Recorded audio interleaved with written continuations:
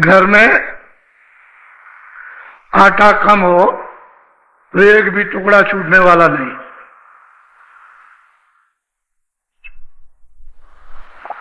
उसमें बड़ा आनंद है और भरपूर रहता है तो बर्बादी। पहले गृहस्थ आश्रम में ये नियम था, अब भी है, कि माताओं ने जब सुबह भोजन बनाया तो जो भी चीज पकाई, दाल है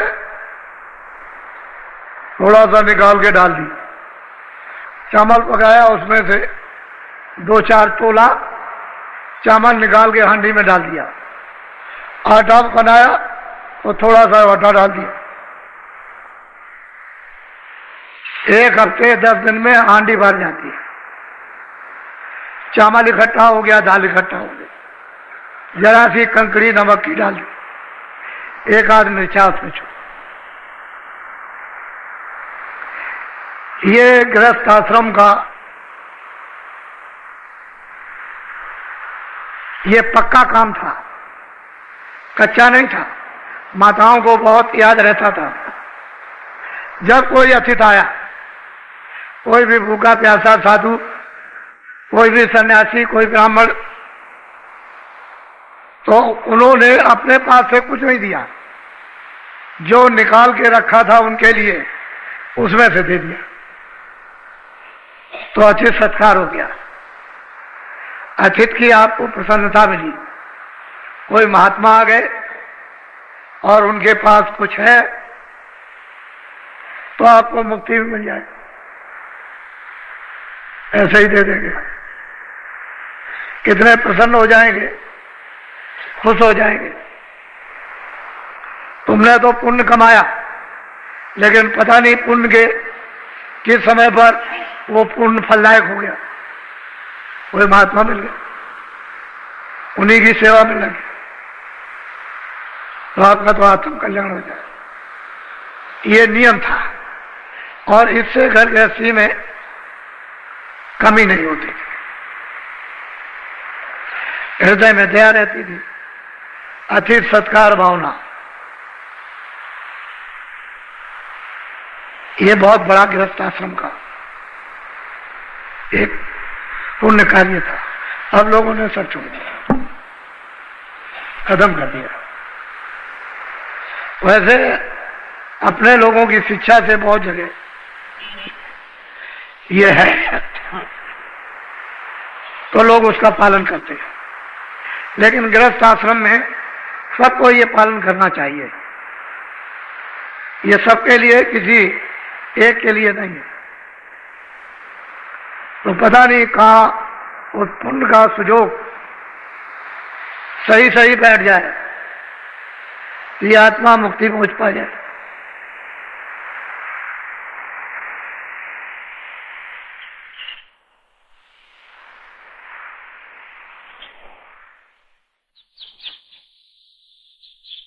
जय गुरुदेव, जय गुरुदेव, जय गुरुदेव, जय गुरुदेव नाम कृष्ण, जय गुरुदेव नाम कृष्ण, जय गुरुदेव नाम कृष्ण।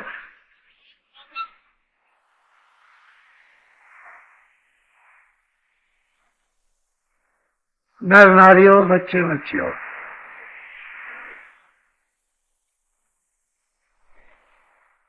आप सभी नर नारी किसी भी जाति या संप्रदाय के हैं, शराब मत पियो, दारू पीना छोड़ दो, ये आपके हित में होगा। और किसी भी पशु पंछी के मांस को मत खाओ, इसमें जीव हत्या यदि आप करोगे तो लग जाएगी। जिन्होंने ये काम किया उनको लग गई, और वो जीव हत्या छूट नहीं सकती। उस जीव हत्या का कठोर से कठोर यानी दंड, सख्त से सख्त सजा, उसे कोई नहीं छुड़ा सकता। अगर कोई छुड़ा सकते हैं तो सत्पुरुष संत तो छुड़ा सकते हैं, उनके पास तो छुड़ाने का पूरा अधिकार है। लेकिन और किसी तरह से भी ब्रह्मा विष्णु महादेव चाहे तो नहीं, ईश्वर और ब्रह्म चाहे तो नहीं छुड़ा सकते। ये जीव हिंसा हत्या भोगनी पड़ेगी। तो मेरी ये आपसे सबसे प्रार्थना है कि उधर से मुख मोड़ो और अनाज, साग, सब्जी, फल, दूध, घी इत्यादि इत्यादि बहुत व्यंजन है, बहुत प्रकार के फल है, इनका सेवन करो तो मन, बुद्धि, चित्त ये पवित्र रहेगा। और इनसे काम, क्रोध, लोभ, मोह, अहंकार ठंडा रहेगा। ये चीजें सब उत्तेजित है। और ये तो दुनिया के काम में भी पूरी पूरी बाधक, परिवार में, समाज में, तो भगवान के चिंतन में तो अतिशय, वो तो इनका उनका कोई मेल बैठेगा नहीं। इसलिए इनको तिलांजलि दे दो कि जो हमने किया है वो तो कर दिया, अब इसको नहीं करेंगे।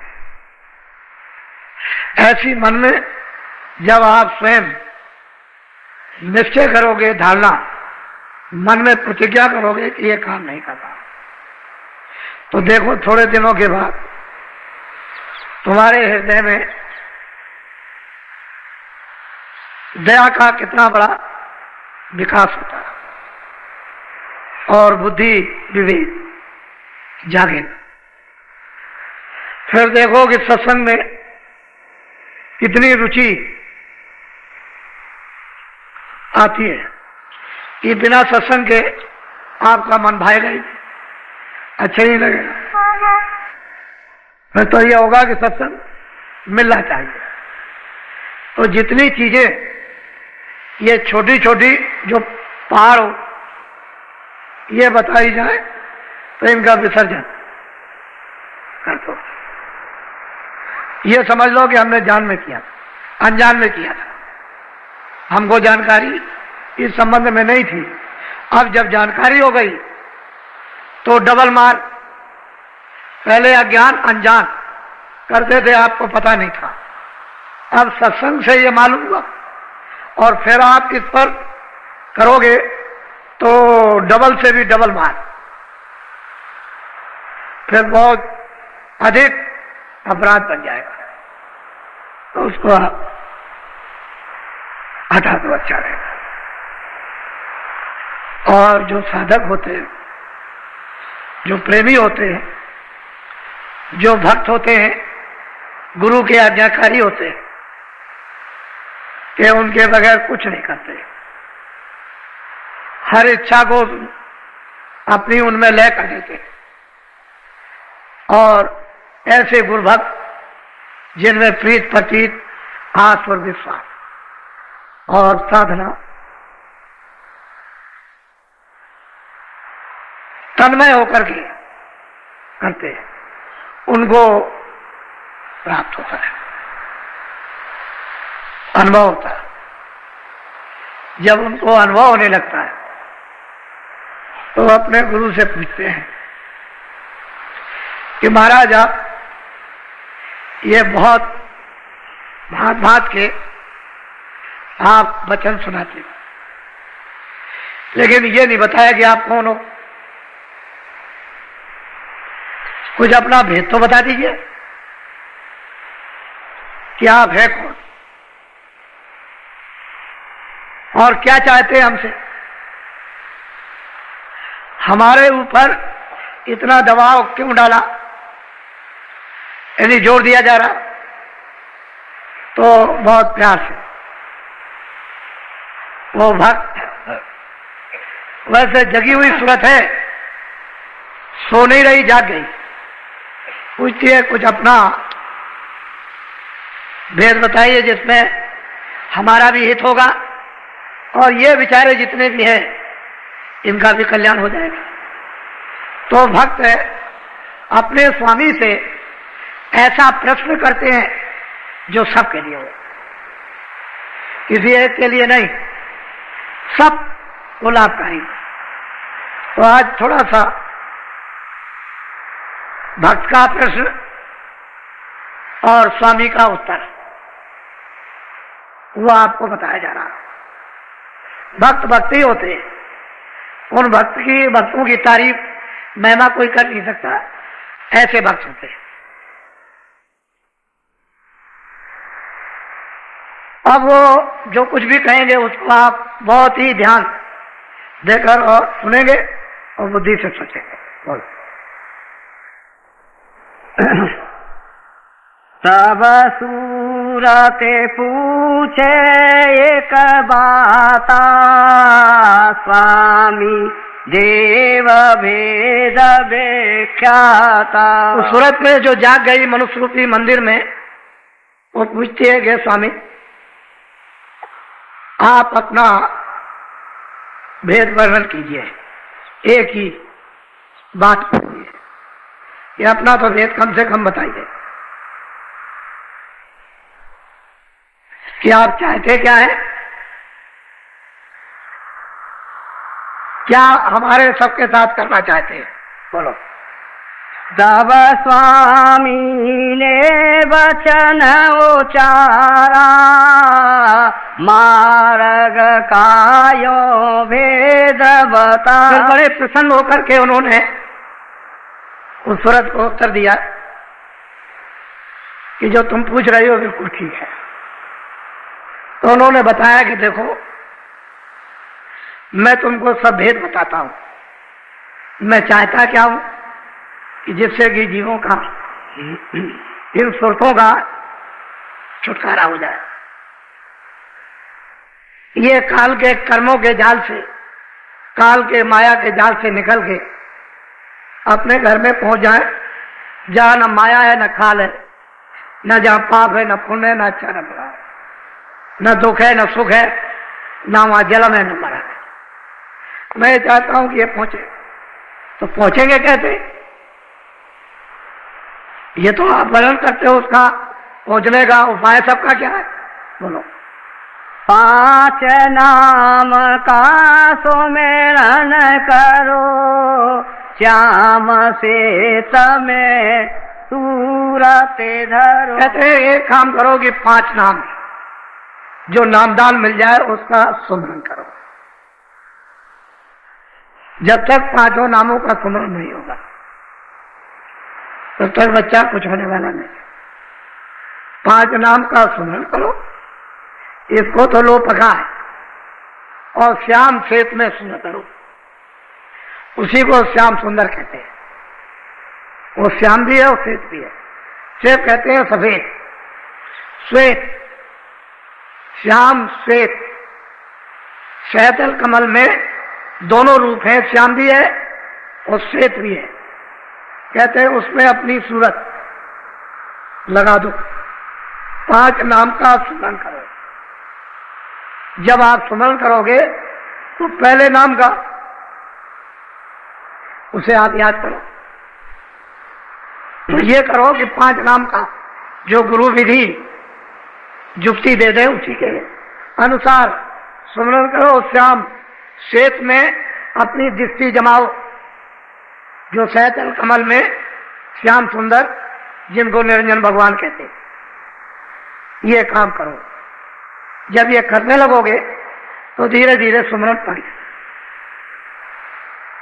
उस सुमरन का फल ये होगा कि दृष्टि आपकी अंदर में एकाग्र होने लगेगी। जहां अंधेरा है वहां प्रकाश हो जाएगा। जब प्रकाश हो जाएगा, अंधेरा चला जाएगा, तो प्रकाश में दिखाई देगा। उसमें है दरवाजा।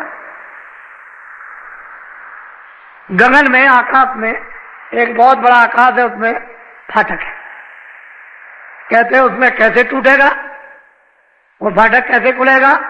श्याम श्वेत में सूरज धरो, तुम दृष्टि जमाओ, एक आंख लक्ष्य होगा और उसे दिव्य दृष्टि से उसका भेदन करो, तो आकाश में छेद हो जाएगा और फरार से फटेगा। इतनी जोर की आवाज होती है जैसे तीनों लोग चुरमुरा गए। छोटी मोटी आवाज नहीं होती, उसके टूटने पर धमाका होता है। लेकिन वो धमाका सूरज को सुनाई देगा आपको। अगर बाहर के कानों को वो धमाका सुनाई देगा तो ये कान के सब के पर्दे फट जाए, इतनी आवाज है। श्याम श्वेत में सूरज, वो श्याम भी है और वो श्वेत, श्वेत तो गुरु बैठे हुए, और श्याम जो है वो निरंजन भगवान है। इन्हीं के भेजे हुए जब यहां ठीक करना था इसे धर्म मूवी पाप आत्माओं को, तो इन्हीं के आदेश से राम का अयोध्या में जन्म हुआ था कि जाओ धर्म की मर्यादाएं था और राक्षसों का ये सफाया कर दो। तो निरंजन भगवान के राम अवतार थे।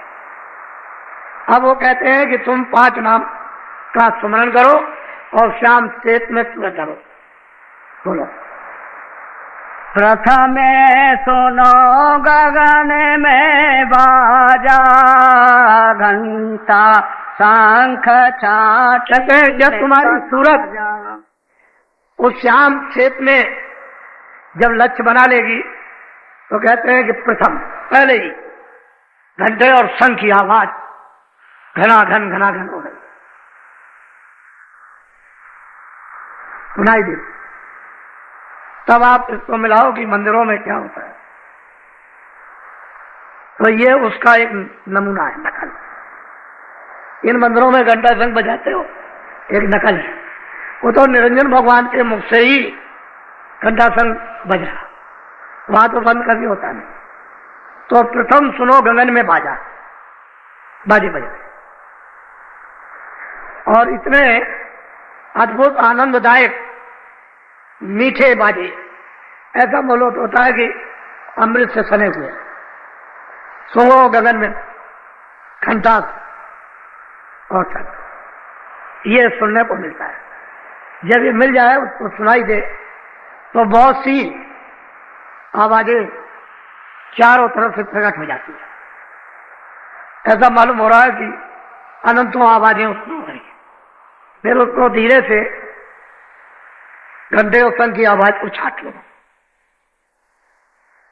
धीरे धीरे धीरे धीरे छाटते छाटते सब आवाजें जो अन्न आ रही थी बंद हो जाए। उस आवाज के सामने वो आवाजें लय हो जाए, बंद नहीं होती, उस आवाज में सुनाई नहीं देती। जैसे कोई अब आवाज हो रही है और आप बोलते रहो छोटी मोटी आवाज से, तो सुनाई नहीं देता है। इसी तरह से वो इतनी बड़ी आवाज, यानी इतने बड़े बाजे आवाज करते हैं कि छोटी मोटी वहां पर आवाजें राग रागनी दब जाती है, उसके सामने सुनाई नहीं देती। तो वो अपना भेद बता रहे कि भाई ऐसा करना है कि अगर तुमको चलना है तो 5 नाम का स्मरण करो। फिर अपनी सूरत को श्याम क्षेत्र में रखो। प्रथम में सुनो गगन में बाजा, घंटा। और तो जब शुरू हो जाएगा तो ये चढ़ने की सीढ़ी मिल गई, ये पौड़ी है। जब ये बाजा सुनने को मिला, बस समझ लीजिए कि पौड़ी मिल गई, सीढ़ी मिल गई, इसको पकड़ के अब चढ़ जाए। बोलो। सहस कमल दल ज्योति लखाई, बांकनाल में जाए। कहते हैं कि ये हमने देखा, सूरज तू उधर चल, ये है, ये त्रिलोकी का नाथ है और 3 लोकों का मालिक है। ये पिंडलोक और अंडलोक और ब्रह्मांडलोक, उसका ये मालिक नाम सैदल कमल में विराजमान है। इनकी आवाज घंटा, इसको सुनो और इसमें मिलो, लय हो जाओ, तो ये खबर पड़ेगी कि ऊपर से भी आवाज आ रही और भी कुछ आ रहा। बोलो। ओंकार और राध धोने लाई, आगे पहुंची सोन लगा। कहते हैं कि वहां ओंकार की धुन, ओम की, वहां इतनी मधुर मधुर गरजे घनघोरा, होय विष्टजन उपल कठोरा, दामिन दमक रही खलमाई, खल की प्रीत यथा फिरनाई। जब ये घंटे और शंख की इस धुन में जब सूरत लय होगी तो उधर ऊपर की जो टेढ़ा रास्ता उसमें से आवाजें आ रही, वो है ओम। वहां पर बादलों की गर्जें, गड़गड़ाहटें, मधुर मधुर सदैव मीठी और मृदंग, ताल मृदंग बजते रहे। इतने सुहावने, इतने मीठे ये बाजे हैं और ये है ब्रह्म। इसकी 3 लोक से अलग है, इसका लोक अलग है, इसका राज भी अलग है, ओम का राज अलग है और निरंजन भगवान का राज अलग। ये 3 लोक के मालिक हैं और वो ब्रह्म अपने ब्रह्मलोक का मालिक, वो अलग है। तो ऊपर की आवाज जब सुनाई देगी तो इसी रास्ते से जब इसमें सूरत लय हुई घंटे शंख में तो आवाजें आ रही हैं, वो इस पर सोने लगती है, क्योंकि स्थूल खोल उतर गया, लिंग भी उतर गया, अब वो सूक्ष्म में चल रही और आवाजें आने लगी, उधर से सुनाई देने लगा। जब उसमें लय हुई, जो गड़गड़ाहट, मधुर मधुर गर्जन और मृदंग ताल अनूपा जो वहां बज रहे, उसमें जब लय हुई तो फौरन उसे ओंकार पद को सूरत यानी प्राप्त जब करती है तो वहां पर एक केंद्र बना हुआ। जैसे ही उसने प्राप्त किया कि ऊपर की धुनें तरह तरह की उसको सुनाई देने लगी और ऊपर में तो कोई खोला नहीं है, बस ये जब शब्द स्पर्श रूप रस गंध जब ये धुनी में लय हुई, ओंकार धुनी में बादलों की गरज और मृदंग की, तो फौरन केंद्र पर पहुंच गई और ऊपर से आवाजें आ रही। तो ये सूरत गुणातीत हो गई। अब सब गुणों से नहीं, अब ये किसी गुण के अंदर नहीं है। जल पृथ्वी अग्नि वायु आकाश ये मृतलोक है। 17 तत्वों का जो लिंग शरीर, 10 इंद्रियां, 4 चतुर्थ अंतःकरण मन बुद्धि चित्त और अहंकार और रजोगुण तमोगुण सतोगुण, ये 14 तबक 14 लोक जो स्वर्ग वैकुंठ में वहां इसकी एक सीमा है। आगे सूक्ष्म लोक है 9 तत्वों, सब स्पर्श रूप रसगन और मन बुद्धि चित्त और अहंकार, ये 9 तत्वों का एक खोल, इसको भी पार कर गई। और त्रिकुटी में 5 तत्वों का शब्द स्पर्श रूप रसगन और कोई चीज नहीं है। जब इसको भी इसने जब पार किया और जब केंद्र पर पहुंच गई तो नीचे खा सब छोड़ दिया। अब यही सूरत जो दोनों आंखों के पीछे बैठ गई, वो ओंकार पद में उनका तो साक्षात कर ही लिया, लेकिन गुणातीत हो गई। अब वो गुणों के अंदर नहीं आ सकती, ना उसको गुण को लिबायमान कर सकते। तो यहीं से जो शुरुआत होती है ऊपर में, वो प्रकृति लोक की होती है। ऊपर में पुरुष है जिसको पार्वम कहते हैं, निरंकार पुरुष जो 10वें द्वार में विराजमान नीचे है प्रकृति, वहां से कृष्ण भगवान भेजे गए थे, इसलिए कृष्ण भगवान बड़ा ठीक थे। लेकिन प्रकृति ने उनको भेजा था काम करने के लिए, यहां वो काम हो नहीं सकता था अगर वो भेजती नहीं तो। उनको भी गुण निपायमान नहीं कर सकते थे, लेकिन जिस काम के लिए भेजा वही काम किया। तो ऊपर में दुनिया सुनाई दे रही तरह तरह की, वो शून्य पथ की आवाजें आ रही, और सूरज जब इससे अलग हो गई तो गुणातीत हो गई, अब वो शब्दमय हो गई, शब्द स्वरूप हो गई। अब उसके खोल तो सब उतर गए, वही खोल तो बीच में मेलोनी का रहा नहीं, तो बस फिर क्या बात, फिर तो जब शब्द रूप हो जाएगी तो एकदम से मिट्टी चली जाएगी। बोलो। आगे पहुंची तो न मजार रंकार धोने सोनी। बहुत प्यार से समझा रहे हैं भक्त को। तो देख भाई यहाँ के तो तुम हो रही, रास्ता तो चढ़ने का ये, घर में पहुंचने का। जब उसने उस आवाज को रंकार की तिंगरी सारंगी सुनी तो उसमें लय हो गई, फिर तो उसको सहूलियत हो गई, कोई बंधन नहीं रहा इधर का, कोई चिंता, कोई फिक्र, कोई लगाव, किसी तरह मन को भी छोड़ दिया, बुद्धि को भी छोड़ दिया, चित्त को भी छोड़ दिया, काम क्रोध भी छूट गए, ये सबसे अलग हो गई, प्राण भी छूट गए, सब नीचे रह गए, अपने अपने भंडार में लय हो गए। प्राण प्राण के भंडार में, मन के भंडार में, बुद्धि के भंडार में, चित्त के भंडार में, और 25 प्रकृतियां वो अपने अपने, इंद्रियां अपने भंडार में, ये सब लय होती गई, खाली सूरत रह गई एक जीवात्मा। अब तो सर्वांग दृष्टि हो गई, आगे भी देखे, पीछे भी देखे, दाएं भी देखे, बाएं भी देखे, नीचे भी देखे, ऊपर भी देखे, चारों तरफ। अब तो मतलब कोई पर्दा नहीं रहा।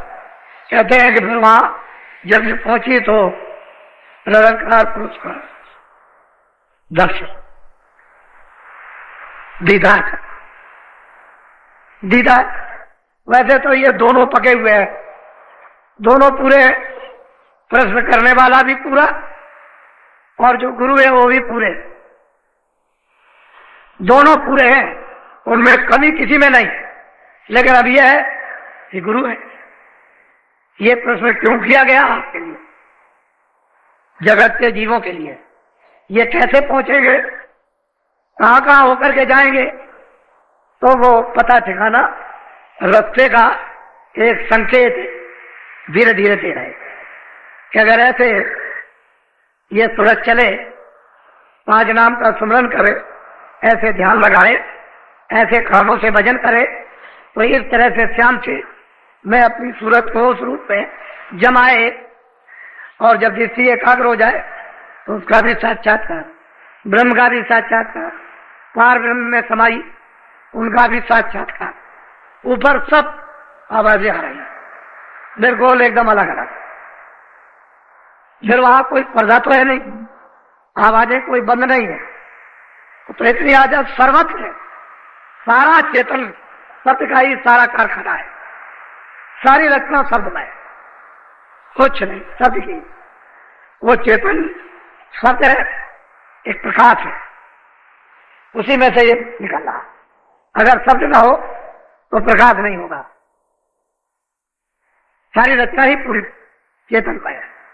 वहां जड़ का कहीं भी नाम निशान और आवाज वहां बोलो।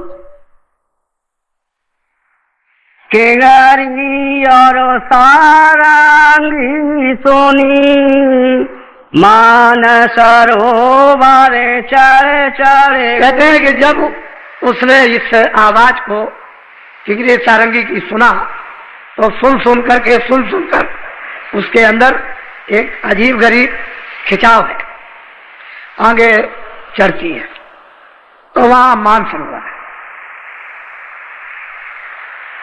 और इतना बड़ा सरोवर है कि उसमें कितने ब्रह्मांड जाकर समा जाएंगे, उससे भी बड़ा, इतना बड़ा मानसरोवर, और वो काय का है, अमृत का। अब मालिक ने इस कारीगरियों से उसको ऐसा बनाया, लेकिन उसके इर्द गिर्द चारों तरफ ऐसा मालूम होता है कितने करोड़ लंबा और कितने करोड़ पीछे लंबाई चौड़ाई, और उसके जो घाट बने हुए हैं वैसा तो यहां कोई महल है नहीं, ऐसी तो कोई चित्रकारी नहीं, न ऐसी कोई रोशनी, कोई नाम निशान को। ऐसे घाटों पर असंख्यों उन घाटों पर रूहें स्नान भी कर रही हैं और अमृत पी रही हैं। वो तो दृश्य है।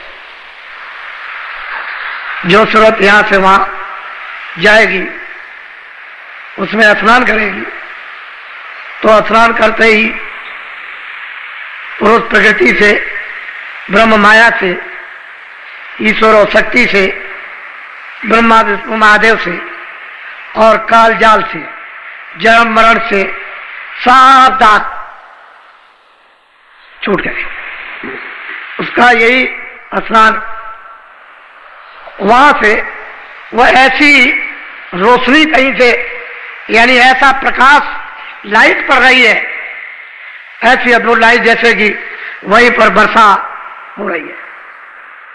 उसमें रुए जीवात्माएं स्नान कर, अमृत पीकर इतनी ताकतवर, इतनी प्रकाशमान, इतनी शक्तिदायक हो जाती हैं कि उनका मुकाबला क्या होगा। ये जो सूरत दोनों आंखों के पीछे जो बैठी हुई है, जब ये यहां से वहां पहुंच जाएगी और हंसों के साथ जब वहां मिलकर अपना रूप हंसनी धारण करेगी और अमृत पिएगी, तो फिर क्या वर्णन होगा। तो रास्ते का एक चिन्ह बता रहे हैं, ये चिन्ह है रास्ते के कि ऐसे ऐसे तुमको जाना है, ऐसे ऐसे चढ़ना है इस सहारे से, ये भेद चढ़ने का है, यहाँ ये मिलेगा, यहाँ ये मिलेगा, यहाँ ये मिलेगा, यहाँ ये मिलेगा, ऐसे ऐसे चढ़। तो वो तो सूरत पहले ही चढ़ गई, तभी उसने प्रश्न किया है कि ऐसा प्रश्न किया जाए कि सभी जीवों का उससे लाभ हो, हित हो जाए। ऐसा प्रश्न हो कि किसी का लाभ ना हो। तो प्रश्न करने वाली भी पूरी और जिससे प्रश्न कर रही हो गुरु भी पूरे, इनमें से कोई अधूरा नहीं है। अगर वो नहीं जानती होगी तो प्रश्न क्या करेगी, बोलो। आगे महासोना मैदाना, जहाँ चार दोने ते मेरे समाना। कहते हैं कि आगे महासुन का मैदान है, वहां पर वो महाकाल प्रभु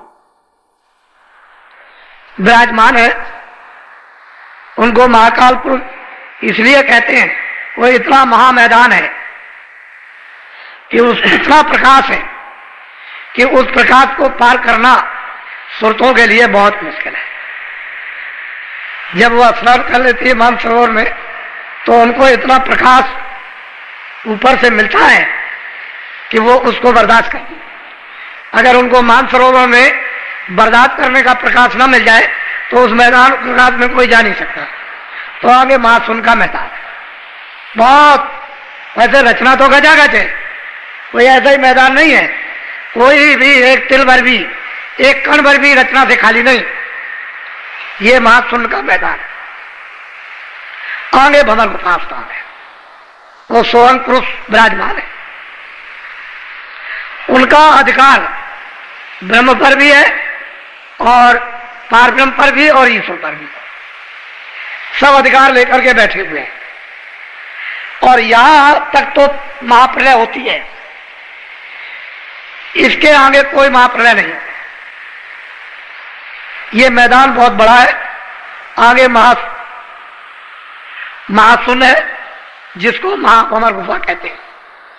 उस पर वो सोहंग पुरुष विराजमान है और वो वहां एक इंडोला पड़ा हुआ है। ये सब उसी धुरा पर सब के सब झूल रहे हैं। इतनी तेज चक्कर से पूरे के पूरे मंडल झूल रहे हैं, ऐसे चल रहे हैं। ऊपर से देखने में आता है कि सारे मंडल घूम रहे हैं इस तरह। ऐसा थोड़ा चला, कितने युग कितने कल्प बीत गए बराबर यही। इससे ये सब चक्कर घूम रहा, स्वर्ग भी घूम रहा, ब्रह्मांड भी घूम रहा, पार ब्रह्मांड भी घूम रहा, पूरा का पूरा ये। तभी तो इंडोला पड़ा हुआ है, नहीं तो कैसे पता चले? वहां देखने से मालूम होता है। तो निशाना बता रहे कि सूरत स्नान करने के बाद तुमको महासुन के मैदान में प्रकाशमान में जाना होगा, और वो इतना प्रकाशमान मैदान है कि वहां रूहें चकाचौंध हो जाती है, मालूम होता है कि प्रकाश में कुछ दिखाई नहीं देता। तो जब तक मानसरोवर में स्नान न करें उस प्रकाश में, तब तक वो बर्दाश्त नहीं कर सकते। तो निशान बता रहे हैं कि ये जाने का रास्ता। बोलो। ताके परे धाम सतनामा बीन बाजे सत। बहुत प्यार से समझा रहे थे। तूने पूछा तो ठीक है, इस भंवर गुफा सुहंग स्थान के परे वो सतधाम है, और उनका नाम है सतना। वो धाम है, ये इन सब के वो पिता है, और ये सब उनके बच्चे हैं, और हम भी उनके बच्चे हैं। ये वही से सब कुछ मिला। ये जीवात्माएं भी सतधाम से, सतलोक से ये भेजी गई, और ये अलग अलग मंडलों में, ब्रह्मांडों में तकसीम कर दी गई। कहते हैं आगे सतधाम है। बोलो। सोनत सोरते फेरे आगे चली। वहां जब वो पहुंच गई सतधाम में, तो वहां पर वो देख रही कि बीन बांसुरी अद्भुत अद्भुत बज रही, चारों तरफ वही आवाज, ऐसी मस्तानी मधुर। वो सत पुरुष का जो बाजा है वो सबके ऊपर छाया हुआ। वहां पहुंच करके सूरत ने सतपुरुष का सतधाम में, सतलोक में दर्शन किया। कहते वहां जाएगी तो सतपुरुष का दर्शन होगा। रास्ता ये चलने का है, लेकिन गुरु साथ, बगैर गुरु के उधर कोई नहीं। साथ रखना हर वक्त, उनको जरा भी छोड़ना नहीं। वो तो ऐसे लेकर के चले जैसे छोटा बच्चा है आंधा, उंगली पकड़े रहो, छोड़ना नहीं। ऐसे साथ साथ रहेंगे तो पार जाओगे। तो आगे सदा सतपुरुष का दर्शन। कहते हैं अभी तो और कुछ है। बोलो। कोटे नया बस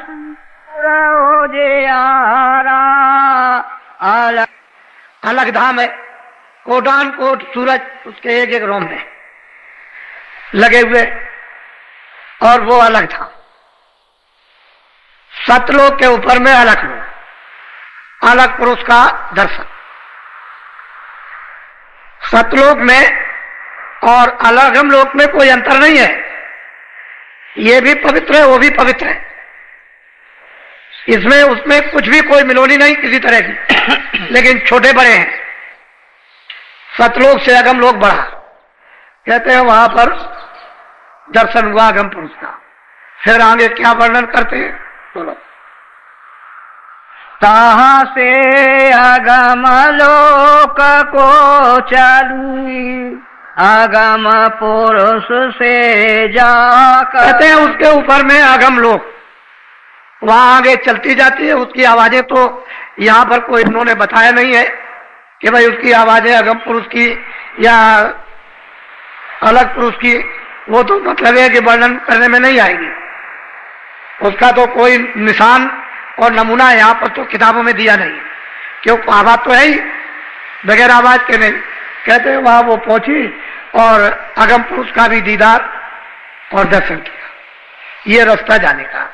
लेकिन जब सतधाम में पहुंच जाएगी, सतलोक में, सतपुरुष तो वहां स्वतंत्र है, कोई किसी तरह का बंधन नहीं। आगे चले जाओ, वहां रोक टोक नहीं है, सीधी जाओ। किसी तरह का भी कोई बंधन नहीं। बोलो। ताके आगे रहत अनामी निज घर संतन।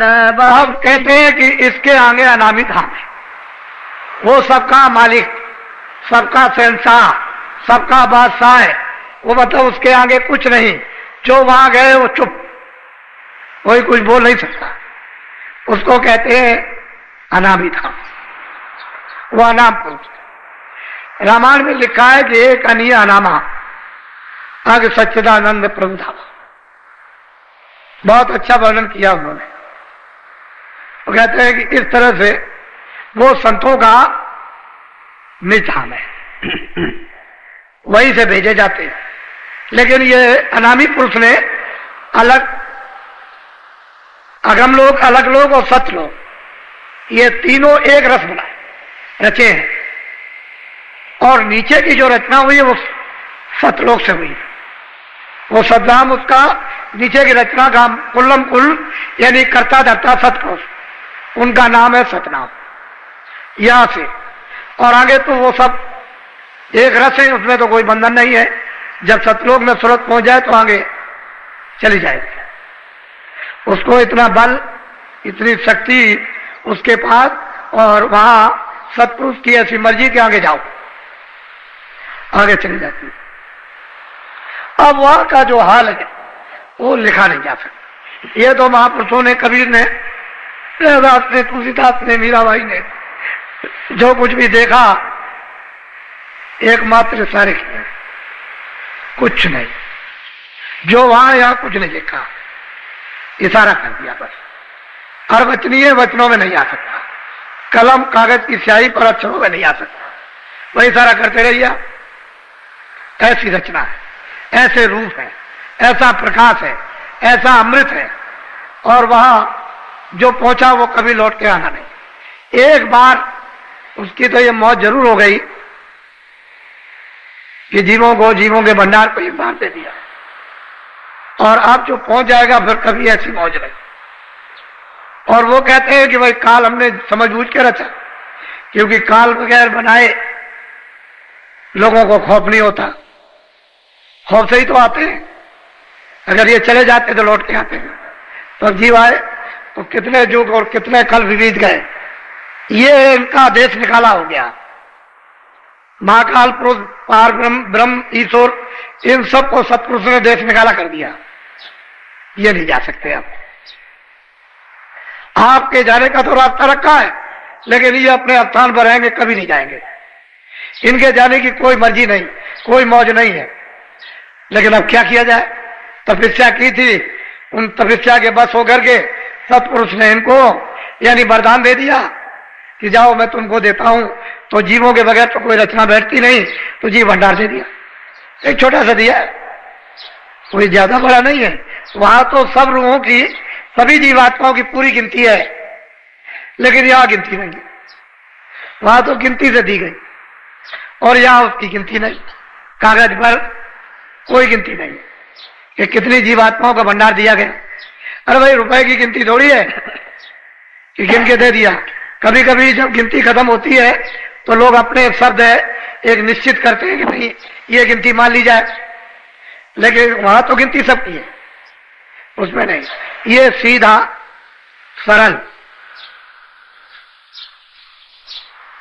भक्त के प्रश्न का आपके लिए उन्होंने संकेत में बताया कि भाई मैं तो वहां का रहने वाला हूं, मैं तो इस काम के लिए भेजा गया हूं, आया हूं, और तुम इस तरह से चलो। अब बेचारे काल जाल में यहां फंसे हुए हैं। इनको क्या मालूम है कि अंतर्मुख साधना क्या है? इनको क्या पता है कि ईश्वर क्या है, घंटा घड़ियाल क्या है? इनको क्या मालूम? ये तो यहाँ अंधकार अज्ञान में पड़े, रो रहे, चिल्ला रहे।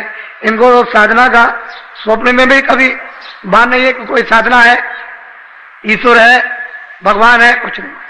लेकिन जब संत आते हैं तो सब विश्वास दिला देता है। धीरे धीरे संस्कार डाल डाल करके विश्वास पक्का कर लेते हैं और जीवों से एक योग बना लेते हैं कि चल पड़े, निकल जाए हमसे। इसीलिए तो जीवों ने उनकी पुष्टि की है। इन संतों को कौन जान सकता कि ये संत है? उनको कोई नहीं जान सकता। वो तो जब तक ले ना जाए तब तक कौन जाने, पहुंचे नहीं तो किसको क्या पता। तो जब वो पहुंच जाते हैं और पूरे हो जाते हैं और देखते हैं कि इन्हीं का सब खेल है, ये यहां भी और वहां भी यही है, इनमें उनमें कोई अंतर नहीं, और वो इसीलिए आए कि देखो मैं तो यहां बैठा हूं, जो रूप उनका यहां वो कोई फर्क नहीं, वह रूप चित्रकारी में नहीं आ सकता।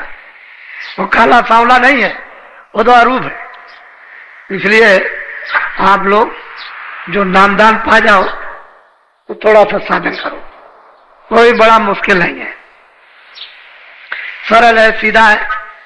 केवल थोड़ा सा मन पर घेरा घेरी में दबाव पड़ेगा कि भाई यहां से मन हटा लो, यहां से रोक लो, बुद्धि को चित्त को रोक कर समय अभ्यास, समय भजन के वक्त इसको रोको और कानों के साथ में लगाओ। तो जो तुम इंद्रियों से इसको रस मन को देते हो वो तुमको शब्द से मिलने लगेगा। वो तो गहरा रस है, गहरी ठंडक है, गहरी खुराक है। अगर कहीं वो नशा चढ़ गया तो उतरने वाला नहीं। इसीलिए लोग चीखते रहते हैं, कहते भाई इसको क्या हो गया, ये पता नहीं, बदल गया, बदलता ही नहीं। तो उस पर गहरा रंग जब चटक चढ़ जाता है मस्ती का तो बदलता नहीं है।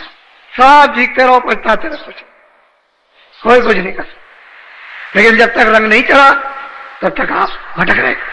तो धीरे धीरे जो मिल गया वो आप धीरे से करो। तो देखो घट में घाट खुल जाएगा, जीवात्मा जाग जाएगी, कान खुलेंगे, आप धीरे से सुनने लगोगे, देखिए शक्ति प्रदान होने लगेगी, ज्ञान होने लगेगा, भ्रम खत्म हो जाएगा, शंकाएं चली जाएगी। क्योंकि शब्द के साथ तो कोई शंका नहीं है। जब शब्द से जुड़ोगे शंका अपने आप है। शंका तो अज्ञान है, वहां ज्ञान मिलने लगेगा, शंका किस बात? तो सब गुण है उस शब्द में, नाम में। और नाम जी जब जागे जोगी, इसलिए 5 नाम का सुमरन करो।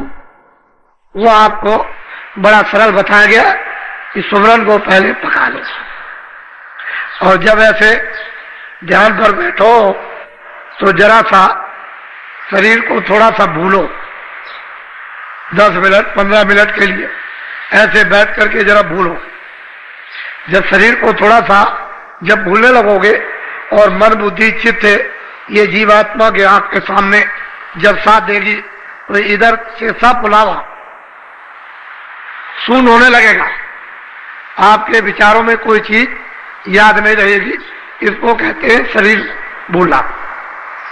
जैसे ही बुद्धि मन और चित्त सूरत के साथ काम करने लगे कि आप ये चीजें भूलने लगे, और उधर शब्द काम करने लगेगा, तो ये सूरत मन दोनों शब्द को पकड़ लेंगे।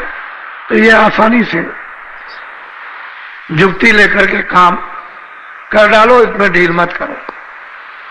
अब दया तो मालिक की आपको मिल रही हर तरह से, और उस दया को समझदारी से ले ही लेना चाहिए, ताकि बाहर भी और अंदर भी काम कर जाए।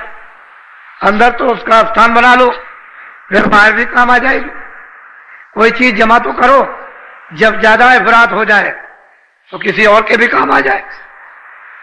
फिर महात्माओं के पास तो भंडार होता है, उनके पास तो कुछ खत्म होने वाला नहीं कि उसमें से कुछ घट जाएगा, घटेगा कुछ नहीं। वो तो जैसा उचित है आपको समझेंगे वैसा ही काम करते हैं, जिससे आपका लाभ फायदा हो जाए और दोबारा पुनः ये जीवात्मा वापिस लौट करके न जाए और चढ़ चले। तो यहाँ घर आपका नहीं है, ये है परदेश। आज होगा अभी नामदान। कुछ लोग नए भी आ गए जो ये इच्छा लेकर आए हैं कि भाई 7 दिनों का साधना कार्यक्रम, इसमें नामदान होगा, तो चलो नामदान ले आए। 2 दिन सत्संग सुनेंगे, कुछ वहां करेंगे भी, समझेंगे भी, कुछ याद भी कर लेंगे, फिर घर लौट करके प्रतिज्ञा करके दृढ़ता ले करके कुछ करेंगे, कुछ चलते चलाते कुछ अपना भी भला हो जाए, नहीं तो दुनिया की ये मुसीबत तुम्हारे कर्मानुसार जो बादलों की तरह से छाई जा रही है और उसकी आभास आप सब लोगों को मालूम होने लगा कि आगे तकलीफ आने वाली है। सही बात है, तकलीफ आने वाली, वो कोई महात्मा का श्राप तो नहीं है कि भगवान ने आपको श्राप दे दिया, ये तो सब कर्मों का खेल होता है, उससे ये तकलीफ है। आत्मा चाहते हैं भाई किसी तरह से तुम बच जाओ, ऐसे धीरे से निकल जाओ, तकलीफें बगल से निकल जाओ। और तुम अगर नहीं जानोगे, नहीं निकलोगे तो सीधे तकलीफ में कूद पड़ोगे, तो तकलीफें आपको चाट जाएंगी, भस्म कर देंगी, तो वैसे ही रह जाएंगे। चले जाओ। दुनिया को रोते चीखते चिल्लाते तो समय काल, उस समय लोगों ने, योगियों ने, ज्ञानियों ने, सबने देखा, अभी देख लेंगे, उसमें बात क्या है। तो आप नामदान ले लो। इसमें दो बंधन है, एक तो नशीली चीज जो बुद्धि को पागल करती है, बीड़ी तंबाकू नहीं, हुक्का। इसलिए आपको यह कहा जाए कि खाना मत खाओ, कपड़े मत पहनो, काम मत करो, बच्चों में मत रहो, तब कहो। खेती करो, दुकान करो, दफ्तर करो, दवा लो, आप कपड़े पहनो, खाना खाओ, 100 बार, बच्चों की सेवा करो, अतिथि सत्कार उनका करो, आपका वो करें सबका। भाई बाद में तो समय बच जाए तो मजे कर, यही तो कहा जाता है। जब कोई काम ना हो तब कर लो, उतना तो समय आते हैं। अगर नहीं देते हो तो तुम झूठे हो। तुमने गर्भाशय में वादा किया था कि अब की बार मुझे इसे काल कोठरी से निकाल दीजिए, महान वेदना हो रही है, मैं आपका जरूर बदल दूंगा। तुम बड़े वादा खिलाफ निकले, बड़े झूठे निकले कि तुमने अभी तक शुरू नहीं किया, इतनी प्रतिज्ञाएं करी, एक भी पूरी नहीं की। फिर वो पूछेगा कि तुमने प्रतिज्ञा की थी और ये पूरा क्यों नहीं किया, तो क्या जवाब दोगे उसके सामने? उसने तो काया दी, इसके लिए थोड़ी दी एक बुरे काम करो, अच्छे काम करने के लिए अच्छे काम करो। बुरा करोगे तो वो सब पूछेगा, मुजरा लेगा, सब ले लेगा, छोड़ेगा कुछ नहीं। अच्छा काम करो जो फिर कुछ मांग ना सके, तो अब आप इसको समझ लो, नामदान नहीं।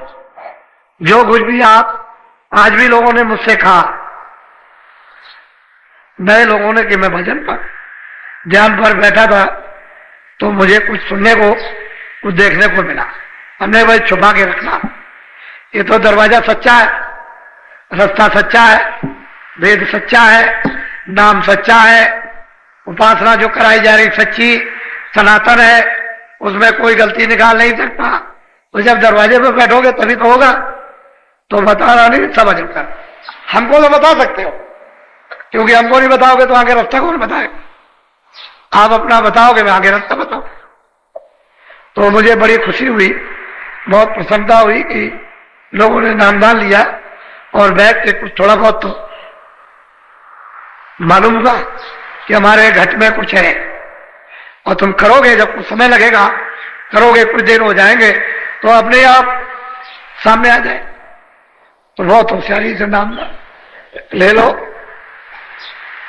यह है मंत्र, दीक्षा, गुरु मंत्र, इसको कहते हैं नामदान। अब वो दीक्षा गुरु मंत्र नहीं है, उपदेश में ही नामदान, और ये सर्वोपरि दान है, इससे बढ़कर के कोई दान। तो ये दान आप ले लीजिए। जो जो भगवान का नाम बोलूंगा सब लोग एक साथ एक आवाज में बोलना, आगे पीछे नहीं, और शुद्ध उच्चारण कर। जैसे भी कोई कहते हैं कि भजन भी नहीं कर पाएंगे और श्रमदान भी नहीं, चलो रोटी बनाओ। तो कहते हैं कि रोटी भी नहीं बना सकते और श्रमदान भी नहीं करेंगे, भजन नहीं, तो चलो झाड़ू भी लगा दो।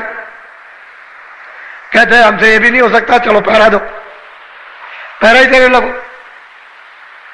अगर मान लो कुछ ना करो तो सो, और सो भी नहीं सकते तो पानी में डूब जाओ। फिर क्या किया जाए, जब कुछ ही नहीं कर।